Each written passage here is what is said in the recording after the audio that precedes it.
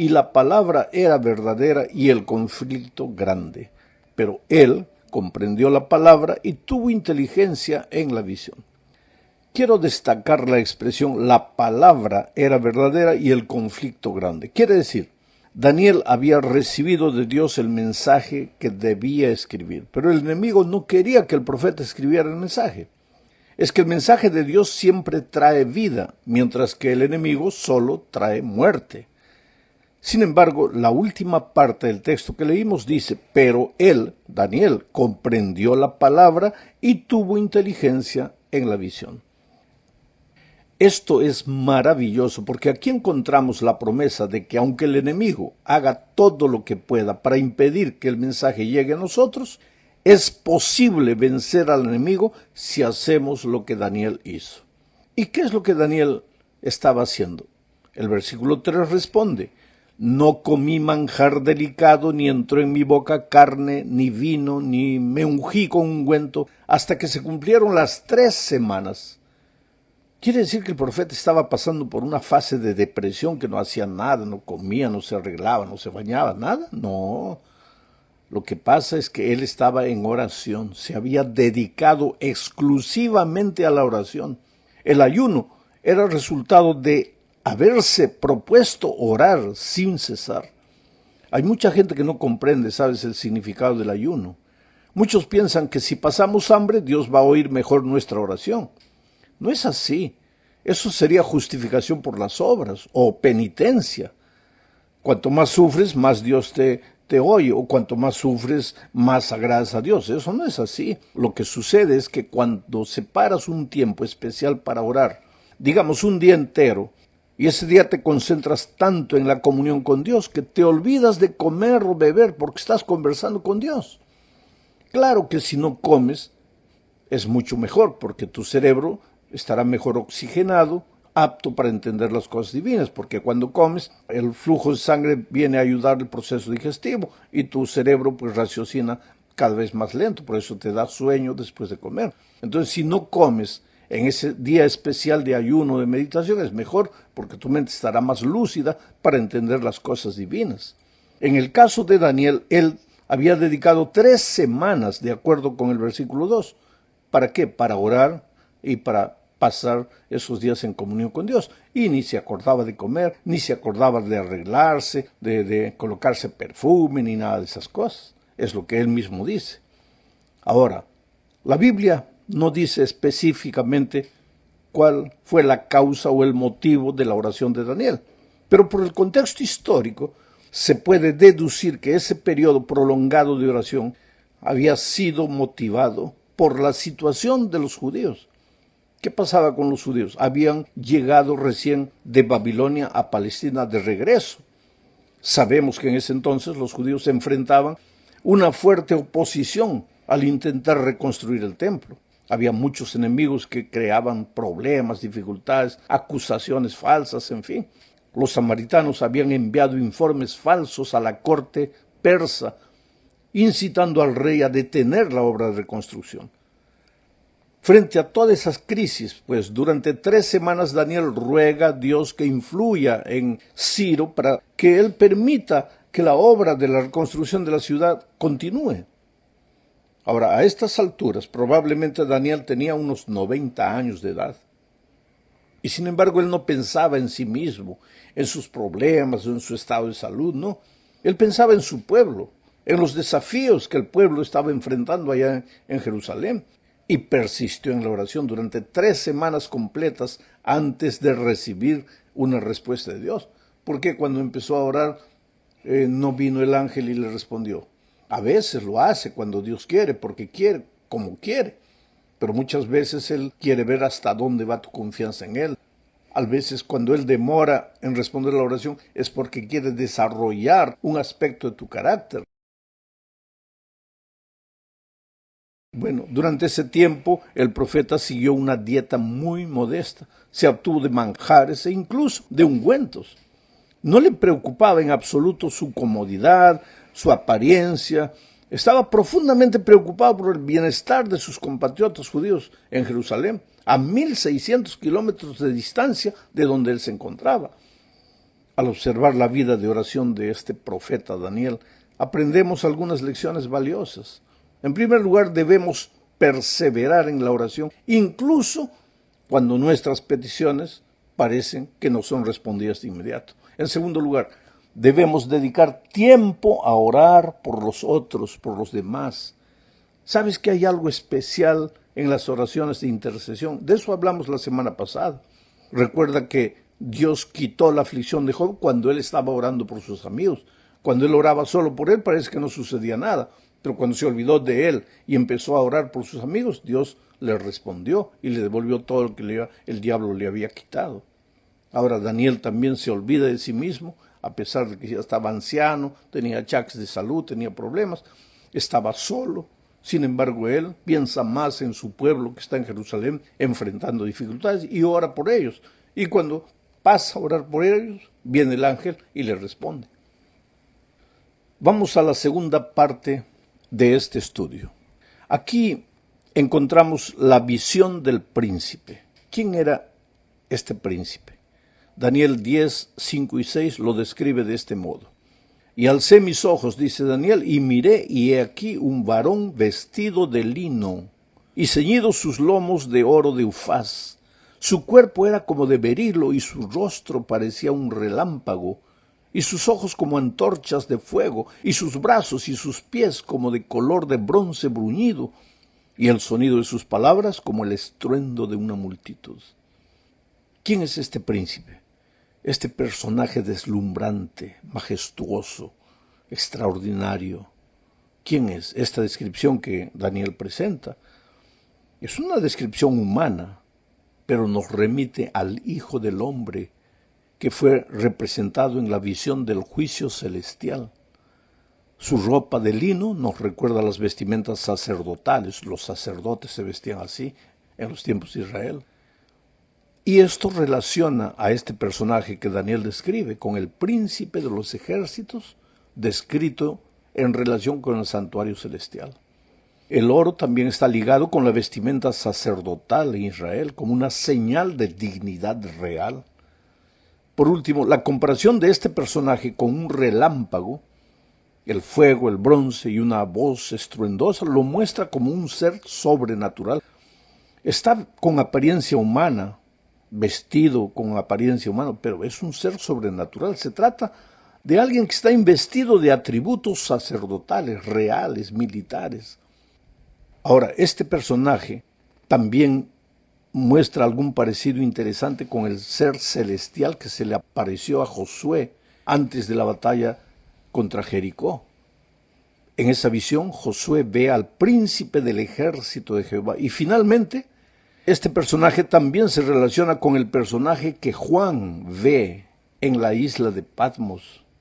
Apocalipsis 1, 12 al 15 lo describe así, al personaje de Apocalipsis. Y me volví, dice Juan, para ver la voz que hablaba conmigo, y vuelto vi a uno semejante al Hijo del Hombre, vestido de una ropa que llegaba hasta los pies y ceñido por el pecho con un cinto de oro. Su cabeza y sus cabellos eran blancos como blanca lana, como nieve, sus ojos como llama de fuego, y sus pies semejantes al bronce bruñido, refulgente como en un horno, y su voz como estruendo de muchas aguas. Oh querido, esta declaración, esta descripción, sin duda, es una visión del propio Cristo. Ahora piensa un poco, Daniel estaba atravesando por un momento difícil que lo llevó a orar 3 semanas. El pueblo de Dios en Jerusalén no podía reconstruir la ciudad por causa del enemigo. Pero Jesús se presenta a Daniel con aspecto victorioso, príncipe victorioso. Es que Dios nunca pierde el control, querido. Las cosas aquí en la tierra pueden estar mal. Tu vida puede estar rodeada de sombras, enfrentas dificultades en el trabajo, en la familia, hasta en la iglesia. A veces piensas, ¿dónde está? ¿Por qué Dios parece adormecido, no reacciona? Tú calma, porque aunque te dé la impresión de que Dios ha perdido el control, no, Dios siempre es victorioso, siempre está en el control de las cosas. Cuando se le apareció a Juan en la isla de Patmos, él estaba solito, perseguido, condenado a muerte, y sin embargo apareció la presencia extraordinaria, gloriosa, majestuosa de Cristo para decirle, yo estoy en el control de la vida, tú No te desanimes, aunque parezca que el sol no brilla. Dios está en el control de todo. Hablemos ahora de los ángeles. En el relato del capítulo 10 de Daniel, cuando el profeta ve a Jesús en toda su majestad, no puede resistir y cae. Cae impresionado. Las otras personas ya se habían ido, habían corrido. Mira lo que dice Daniel 10:7. Y solo yo, Daniel, vi aquella visión, y no la vieron los hombres que estaban conmigo, sino que se apoderó de ellos un gran temor, y huyeron y se escondieron. La majestuosidad de Cristo era tan grande que ellos no pudieron resistir. Daniel mismo no resistió, cayó al suelo, como desfallecido delante de la visión. Entonces aparece un ángel. Si leyéramos desde el versículo 10 hasta el 19, veríamos que el ángel toca 3 veces a Daniel. Con el primer toque, Daniel se pone en pie y oye la voz del mensajero divino. El versículo 12 dice: Daniel, no temas, porque desde el primer día que dispusiste tu corazón a entender y a humillarte en la presencia de tu Dios, fueron oídas tus palabras, y a causa de tus palabras yo he venido. Interesante, la oración del profeta había sido oída porque dispuso su corazón a entender y a humillarse en la presencia de Dios.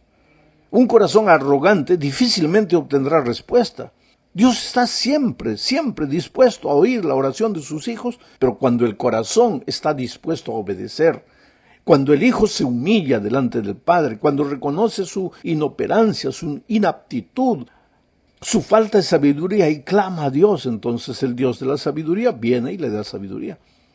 Ahora, este humillarse no es servilidad. No es que yo no valgo nada, no soy nada, no, es dependencia del poder de Dios. ¿Puede haber algún valor en ti? Si Dios no te hubiera escogido, Dios no te hubiera colocado donde estás. Claro que hay valor en ti, pero eso no te vale de nada si eres orgulloso, si no buscas y clamas a Dios por sabiduría, si no estás dispuesto a oír la voz de Dios. La segunda vez que el ángel toca a Daniel, ahora Daniel logra hablar. En la primera logra levantarse. En el segundo toque logra hablar. Sus palabras están registradas en los versículos 16 y 17. Señor mío, con la visión me han sobrevenido dolores y no me queda fuerza. ¿Cómo pues podrá el siervo de mi Señor hablar con mi Señor? Porque al instante me faltó la fuerza y no me quedó aliento. Interesante, aquí vemos que Daniel abre su corazón a Dios y dice lo que está sintiendo. Es que la oración es eso, abrir el corazón a Dios como a un amigo. Y Daniel le dice: Señor, estoy sin fuerza, estoy desanimado, estoy triste. ¿Cómo puedo entender tu mensaje si muchos pensamientos, a veces negativos, invaden mi vida? Señor, ayúdame. Eso es orar, abrir el corazón a Dios. Si sientes que Dios está siendo injusto, pues díselo a Él. Señor, yo creo humanamente que está siendo injusto conmigo. Puedes ayudarme, puedes hacer algo por mí. Y tú vas a ver cómo la mano poderosa de Dios te va a tocar. Ahora, la tercera vez que el ángel toca a Daniel, Daniel recupera las fuerzas.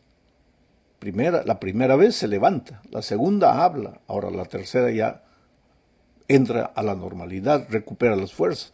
Entonces el ángel le dice lo que está en el versículo 19. Estamos en el capítulo 10, no te olvides. Muy amado, no temas, la paz sea contigo. Esfuérzate y aliéntate. Y mientras él me hablaba, recobré las fuerzas y dije: hable mi Señor, porque me has fortalecido. Qué lindas palabras, muy amado. ¿Cómo estaba Daniel?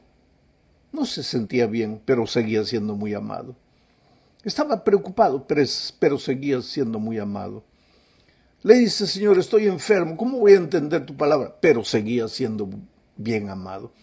Es que, querido, a Dios le gusta la sinceridad. Habla con Dios, ábrele tu corazón, dile lo que estás sintiendo, lo que piensas, cómo te sientes de verdad. Porque Él ya sabe, pero Él quiere que seas honesto con Él. Y no creas que porque le dices algo que tú pienses que a Él no le va a gustar, vas a dejar de ser amado, porque seguirás siendo siempre muy amado. Bueno, un poco después viene el capítulo 11, o sea que la visión del capítulo 11, del capítulo 10, es para traer paz al corazón afligido de Daniel, para que él pudiera entender la visión del capítulo 11, que la vamos a estudiar la próxima semana. Vamos ahora a la cuarta parte de este estudio. Leamos Daniel 10, 20 y 21. Él me dijo, ¿sabes por qué he venido a ti? Pues ahora tengo que volver para pelear contra el príncipe de Persia, y al terminar con él, el príncipe de Grecia vendrá, pero yo te declararé lo que está escrito en el libro de la verdad, y ninguno me ayuda contra ellos, sino Miguel, vuestro príncipe. Mira, el ángel de Dios ahora le explica a Daniel que existe una lucha terrible entre Cristo y Satanás. Mientras Cristo desea preparar a su pueblo para encontrarse con él, el enemigo hace todo lo posible para entorpecer la obra de Dios. En ese momento el rey de Persia estaba obstaculizando la obra de Dios, pero por detrás del rey de Persia estaba el diablo. La guerra no era del ángel, no era el ángel contra el rey de Persia, sino Cristo contra el diablo. Pero Cristo es victorioso en todo. Por detrás de todo lo que sucede, de la pérdida de empleo que has tenido esta semana, por el accidente de tu hijo, porque la situación financiera anda mal para ti, o porque la familia está medio deshecha. Por detrás de todo eso está la mano del diablo. Él quiere destruir tu fe, él quiere que pierdas la confianza en el Señor. Por ejemplo, en Jerusalén los judíos que habían regresado del exilio intentaban reconstruir la ciudad y el templo. Sin embargo, el enemigo usaba seres humanos para entorpecer la obra. Inclusive usó al rey de Persia. Mira lo que el texto dice. Ahora tengo que regresar para pelear contra el rey de Persia. El ángel primero viene a Daniel para animarlo, colocar paz en su corazón. Pero su intención es unirse a los ejércitos de Cristo para enfrentar al enemigo a fin de que ellos desaparezcan y dejen reconstruir la ciudad. Ahora observa lo que el Espíritu de Profecía dice en el libro Profetas y Reyes, página 418 y 419. A este respecto, mira lo que dice. Mientras Satanás estaba procurando influir en las más altas potestades del reino de Medo-Persia para que mirasen con desagrado al pueblo de Dios, había ángeles que obraban en favor de los desterrados. Todo el cielo estaba interesado en la controversia. Por medio del profeta Daniel,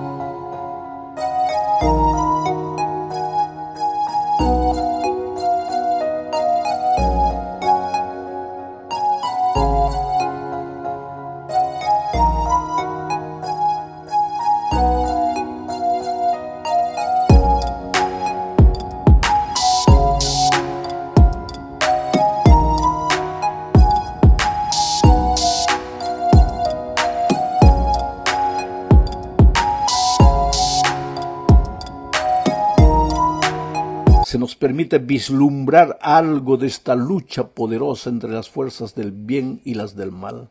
Durante 3 semanas Gabriel luchó con las potestades de las tinieblas, procurando contrarrestar las influencias que obraban sobre el ánimo de Ciro. Y antes que terminara la contienda, Cristo mismo acudió en auxilio de Gabriel. Este declara, el príncipe del reino de Persia se me opuso durante 21 días, pero he aquí Miguel, uno de los principales príncipes, vino para ayudarme y quedé allí con los reyes de Persia.